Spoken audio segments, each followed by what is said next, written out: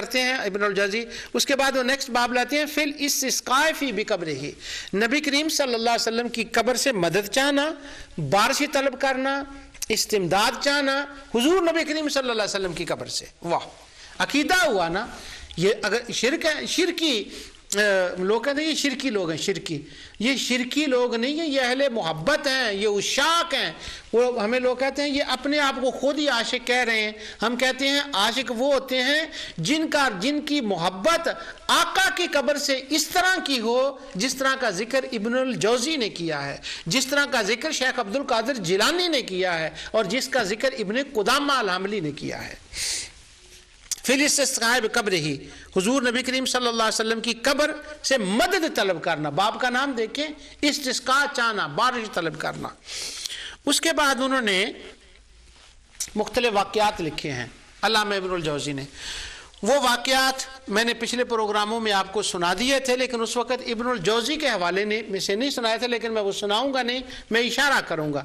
پہلا واقعہ انہوں نے یہ لکھا ہے کہ مصطفیٰ کی قبر انور سے سعید بن مسیب اذان سنا کرتے تھے جب یزید نے گھوڑے باندھے تھے مسجد نبوی کے اندر. پھر انہوں نے حضرت عائشہ صدیقہ رضی اللہ عنہ کا واقعہ لکھا کہ بارش نہیں ہو رہی تھی، تو حضرت عائشہ صدیقہ رضی اللہ عنہ نے فرمایا سوراخ کر دو حجرہ شریف کے اندر، بارش ہو جائے گی. وہ ہو گئی. پھر انہوں نے لکھا ابو بکر مکری، طبرانی، امام ابو الشیخ، یہ حضور نبی کریم صلی اللہ علیہ وسلم کے روضہ اقدس پہ حاضر ہوئے. انہوں نے الجوجو کہا، دروازے پر آ رہے تھے مسجد نبوی کے باہر. جب نکلے تو آگے سے کسی نے کھانا پیش کیا، تو اس نے کہا کہاں سے؟ اس نے کہا یہ کیسے لائے؟ اس نے کہا تم نے حضور سے مانگا، حضور مجھے خواب میں ملے، مجھے حکم دیا، اس کھانے کو عام نہ سمجھنا، یہ مصطفیٰ کا بھیجا ہوا ہے. اب میں پھر واپس آتا ہوں ابن قدامہ کے اوپر کہ انہوں نے نبی کریم صلی اللہ علیہ وسلم کی قبر کی زیارت کا باب باندھا. میں نے چھوڑنا نہیں میں چاہتا، یہ گنیا کو دوبارہ ایک بار میں پڑھ دوں. شیخ عبد القادر جیلانی رضی اللہ عنہ فرماتے ہیں کہ جب وہ روضہ اقدس پہ حاضر ہو، اللہم انک قلت فی کتابک لنبیک ولو انہم ظلموا، دعا کرے یا اللہ میں نے تیری کتاب میں یہ پڑھا ہے، اور ولو انہم ظلموا آیت پڑھے وانی آتیت نبیک تائبا من ذنوبی، میں تیرے نبی کے پاس آیا ہوں. سبحان اللہ. ابن الجوزی، ابن قدامہ، عبد القادر جیلانی.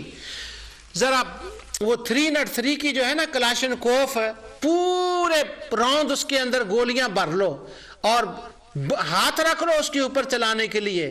ایک ابن قدامہ کو لگاؤ، ایک عبد القادر جیلانی کی طرف چلاؤ، عبد الغنی المقدسی کی طرف چلاؤ، اور 5-6 اکٹھی ابن الجوزی کی طرف چلا دو، اور پھر ایک آدھ کو بچ جائے تو وہ ہماری طرف بھی آ جائے، انشاءاللہ وہ شہادت ہوگی.